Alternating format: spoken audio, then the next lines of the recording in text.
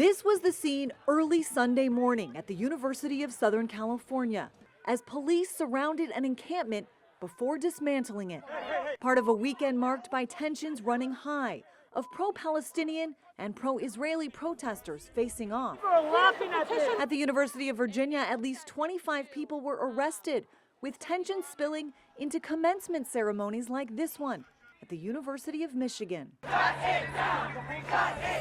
How to best respond to the issue haunting Democrats, many who have publicly admonished the administration's unconditional support for Israel, financially and militarily. If we don't see some changes, I think it is appropriate to put conditions on some of this aid. President Biden walking the fine line of supporting the protesters and those who feel threatened. Everybody has a right to protest, but they have to protest peacefully. If they're protesting violently, that has to end. There's no place for that.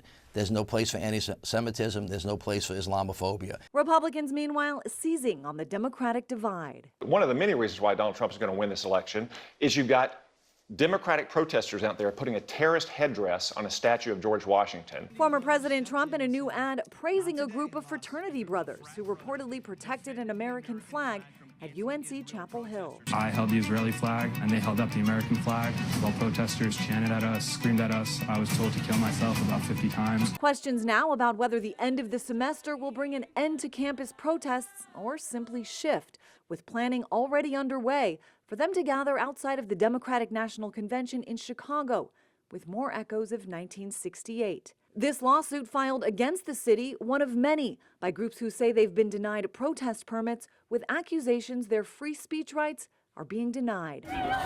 Unrest not abating 6 months before Election Day. I'm Christine Frizzell reporting.